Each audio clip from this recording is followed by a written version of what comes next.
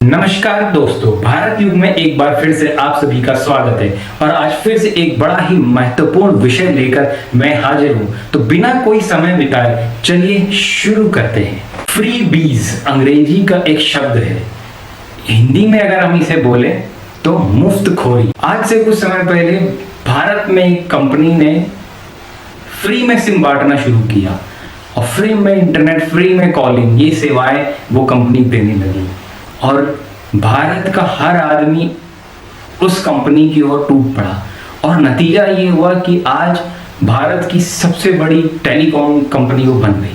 कुछ समय तक फ्री में सिम बांटने और इंटरनेट और कॉलिंग सुविधा देने के बाद फिर उसने चार्ज करना शुरू किया और आज मजे की बात यह है कि जितनी भी टेलीकॉम कंपनीज हैं उनमें सबसे ज़्यादा अगर किसी कंपनी का टैरिफ है तो उसी कंपनी का है। कंपनी का नाम आप जानते हैं, तो इसे ही मुफ्तखोरी कहते हैं और ये एक बीमारी है। एग्जाम्पल के लिए मैंने आपको एक कंपनी का उदाहरण दिया, कैसे उसने फ्री में अपने सिम बांटे और कॉलिंग और इंटरनेट की सेवा फ्री में दी और आज वो कैसे भारत की सबसे बड़ी टेलीकॉम कंपनी बन गई। ये तो एक कंपनी स्तर पे एक स्ट्रेटेजी है जो उस कंपनी ने चली और आज वो उसी स्ट्रेटेजी के साथ सफल है। लेकिन यहाँ पे आज मैं किसी कंपनी की बात नहीं करने वाला हूँ, बल्कि आज मैं देश की बात कर रहा हूँ।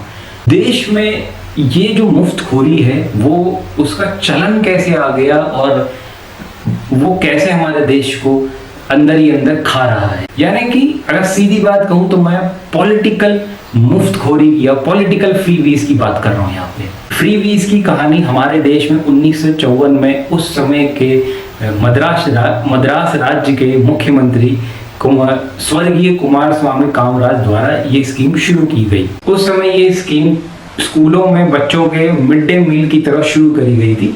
उस वक्त क्योंकि भूखमरी ज्यादा थी तो इसीलिए बच्चों को सही पोषण मिले, तो इसलिए ये स्कीम शुरू करी गई। इसमें कोई बुराई नहीं है, लेकिन आज ये हमारे नेताओं का एक या पॉलिटिकल पार्टियों का एक धंधा बन चुका है, जिसे हम वोट बैंक की राजनीति भी बोलते हैं।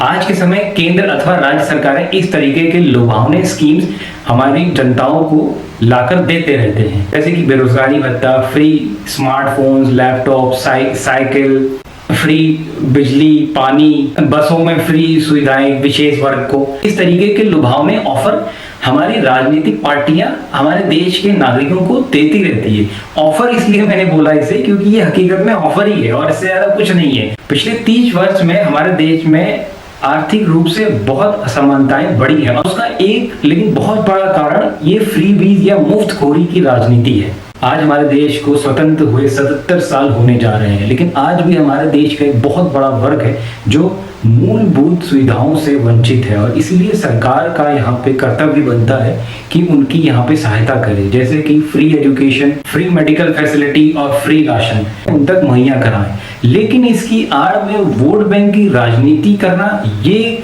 कहाँ तक सही है? बहुत से राज्य ऐसे हैं जिनकी आर्थिक स्थिति बहुत ही गंभीर है। ऐसे में इस तरीके की स्कीमें वो राज्य चलाएंगे तो ये एक बहुत बड़ी चोट होगी उस राज्य की या उस देश की अर्थव्यवस्था में। आज के समय हमारे देश की हर एक राजनीतिक पार्टी बढ़िया लुभावने स्कीम्स निकालने की होड़ में लगी पड़ी। इसका बहुत बुरा नुकसान हो सकता है हमारे देश को और इसका एक सबसे बड़ा एग्जाम्पल है श्रीलंका। श्रीलंका जैसा देश आर्थिक रूप से इतना कमजोर हो गया था कि उसे दिवालिया घोषित करना पड़ा। वहां पे सरकार अपने नागरिकों को फ्री में सुविधाएं पहुंचाना शुरू कर रहे थे और उससे उनकी इकोनॉमी को बहुत बड़ी चोट पहुंची। ऐसा ही एक एग्जाम्पल और हमें दिखता है, वो है वेनेजुएला का, जो कि दुनिया में शायद सबसे ज्यादा तेल खदानें वहां पे मौजूद हैं, लेकिन वो देश आर्थिक रूप से बहुत कमजोर है। साथ में उस देश पे अमेरिका के सैंक्शंस लगे हुए हैं, जिसकी वजह से कोई और देश उसकी कोई भी मदद नहीं कर पा रहा है और इन सभी देशों का पतन का कारण उन देशों की सरकार के गलत फैसले या मैं कहूँ एक लालच है। मेरे प्यारे देशवासियों, मेरा आपसे एक ही निवेदन है, इस मुफ्तखोरी की राजनीति से बचें और खुद को और अपने देश को इस बीमारी से बचाएं। आज के लिए इतना ही। अब आपसे मुलाकात होगी फिर एक नए टॉपिक पे। जय भारत, जय जननी, जय महाकाल।